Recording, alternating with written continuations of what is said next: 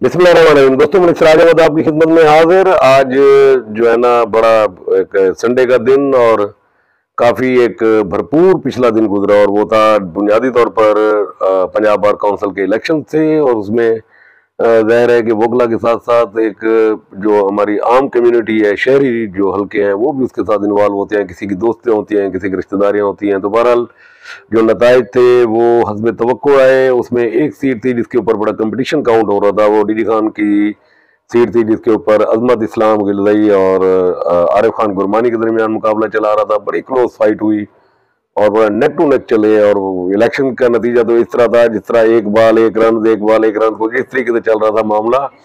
तो बहरहाल वो मलिक मोहम्मद सलीम जो सीनियर एडवोकेट हैं डीजी खान बार के, और एक बड़ा धड़ा है मलिक सलीम ग्रुप जिसको कहा जाता है, उसके हिमायत याफ्ता जो है अजमत इस्लाम गिलदई, वो जो है ना कामयाब हुए। उनकी कामयाबी के बाद जो जरताज गुल वजीर हैं साबिक मिनिस्टर, उनकी भी हिमायत में पोस्ट आई। हुज़ैफर रहमान फेडरल मिनिस्टर, उनकी भी हिमायत में पोस्ट आई। लेकिन ILF की तरफ से जो तहरीक इंसाफ के नामजद जो उम्मीदवार थे मलिक इकबाल साहब के, वो हार गए। और आरिफ खान गुरमानी बड़े क्लोज मार्जिन से रनर अप रहे। और उसके बाद पाकिस्तान पीपल्स पार्टी के जिले सदर और साबिक सदर बार जो है ना बैराम खान बुज़दार, वो भी हार गए।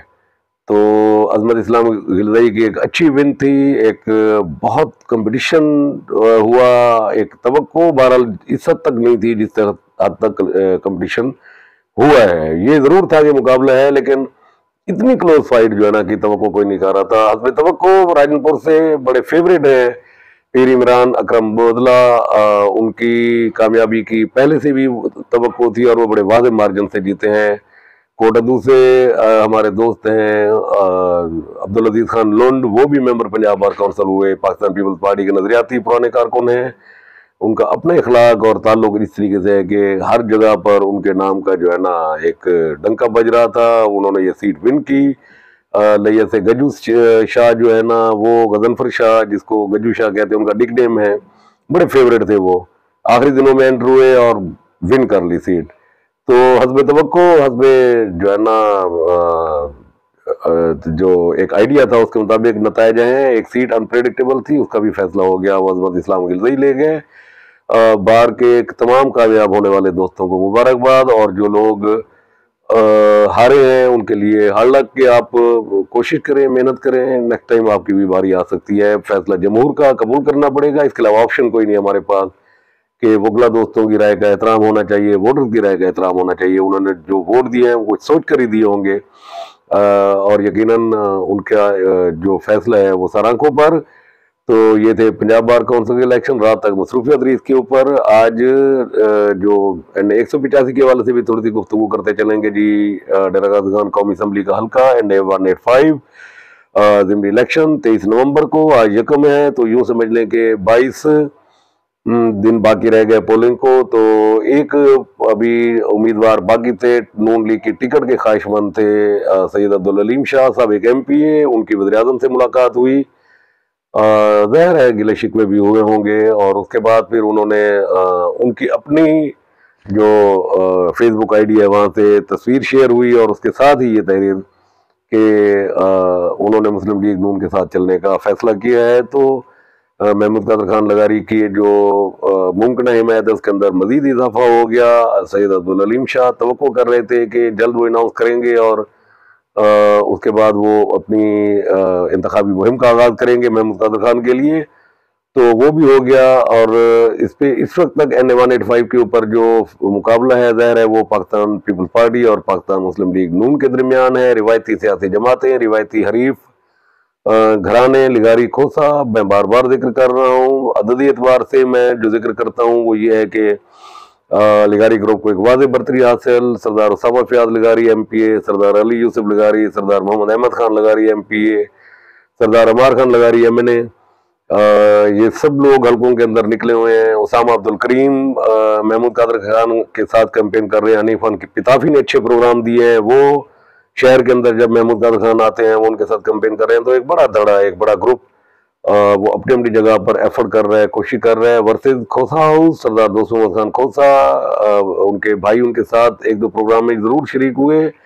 शहर के अंदर वो अपनी कैंपेन बहरहाल वो चला रहे हैं और कोशिश कर रहे हैं कि चीज़ों को बेहतर किया जा सके, उस पर कैंपेन को बेहतर मजीद बनाया जा सके, बूस्ट किया जा सके। जो बज़ाहिर एक ट्रेंड है और जो बज़ाहिर प्रोग्राम की नंबर ऑफ प्रोग्राम्स हैं और उसके अंदर जो शमूलियतें हैं वो लगारी ग्रुप या मुस्लिम लीग नून इस वक्त हावी, लेकिन day by day political situation change होती है। अभी से अब्दुल अलीम शाह शहर में दाखिल नहीं हुए, वो अभी लाहौर में हैं। जैसे ही वो पहुंचते हैं फिर उनके ग्रुप की तरफ से एक्टिविटी स्टार्ट होंगी, तो यकीनन एक खासा एक बूस्ट मिलेगा लगारी ग्रुप की कैंपेन को। और उस पर तवक्को बज़ाहिर यही की जा रही है कि जी ये कैंपेन उनकी आगे होगी जिस तरीके से चल रही है। पीपल्स पार्टी को मेहनत करनी पड़ेगी, जान मारनी पड़ेगी। पीपल्स पार्टी ने अपना टिकट भी आज सोशल मीडिया पे वायरल कर दिया। 22 तारीख का टिकट सरदार दोस्त मोहम्मद खान के नाम का जारी हुआ है। पीपल्स पार्टी के वर्कर्स को, जो पुराना वर्कर खड़ा है, उसके लिए यकीनन ये खुशी का लम्हा होगा कि उनको एक मजबूत उम्मीदवार मुयसर आया है। तो उनकी ज़ाहिर है उसके अंदर जो एफिलिएशन है उनकी पार्टी के साथ, उस पर उनको तकवीत मिलेगी। वो कोशिश करेंगे कि अगर वो एक्टिव हुए और उन्होंने कोशिश की तो यकीनन उनकी ख्वाहिश होगी कि वो ये सीट किसी तरीके से ये जीत सके। पीपल पार्टी का जो ऑब्जेक्शन मुखालफिन का आ रहा था वो भी दूर हो गया, उन्होंने टिकट सोशल मीडिया के ऊपर वायरल कर दिया है। तो day by day political situation and 185 number of programme, number of people monitor कर रहे हैं, देख रहे हैं। इसमें एक चीज है और वो है कि तहरीक इंसाफ का वोटर क्या करेगा। तहरीक इंसाफ के वोटर के हवाले से मुस्लिम लोगों से मैंने राय ली, उसमें यह है कि मुझे ये लग रहा है कि जो उसके अहदेदारान है और दीगरान के मुताबिक पीटीआई का जो वोटर है वो खान के फैसले के मुताबिक, जो उनका कप्तान है, जो बानी है, उनके फैसले की पाबंदी करते हुए मेजॉरिटी बाइकाट की तरफ जाएगी। और कुछ लोग हैं जो तकसीम होंगे, वो पीपल पार्टी में भी को भी वोट डालेंगे और जो है ना नून लीग को भी वो अपने जाती ताल्लुक की बुनियाद के ऊपर डालेंगे। लेकिन बज़ाहिर जो जितने लोगों से मैं मिला हूं और जो मुझे फीडबैक आ रहा है वो ये है कि ये कप्तान के फैसले के साथ जाएंगे और बाइकाट की तरफ जाएंगे। तो देखते हैं कि ये रहता है इस तरह या नहीं। लेकिन एक चीज कल हुई और वो ये हुई, जो मैं पहले भी प्रोग्राम के शुरू में कह चुका हूं कि कप्तान की जो ILF है, इंसाफ लायर फोरम है, उसका जो फैसला था उसको बहरहाल यहाँ पे मोहतरमा जरताज गुल वजीर और उनकी टीम ने उड़ा के रख दिया।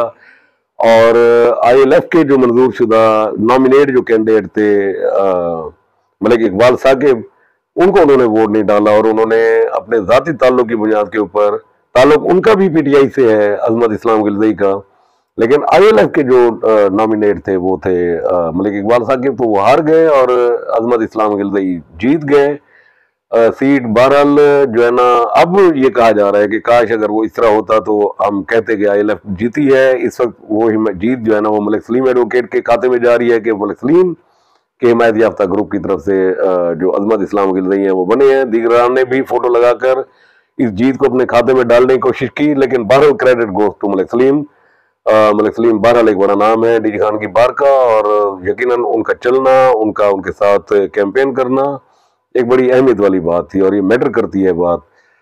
तो ये थी पंजाब बार काउंसिल और NA 185 की सूरत हाल। इंशाल्लाह नेक्स्ट प्रोग्राम में नई सियासी सूरत हाल के साथ आपकी खिदमत में दोबारा हाजिर होंगे। तब तक के लिए मैं इजाजत चाहूंगा। दुआओं में याद रखिए, इस चैनल को लाइक कीजिए, इस चैनल को ये जो लिंक है इसको शेयर कीजिए, हमें इस पर थोड़ा सा सपोर्ट कीजिए। आपकी दुआओं की जरूरत, आपके ताउन की जरूरत।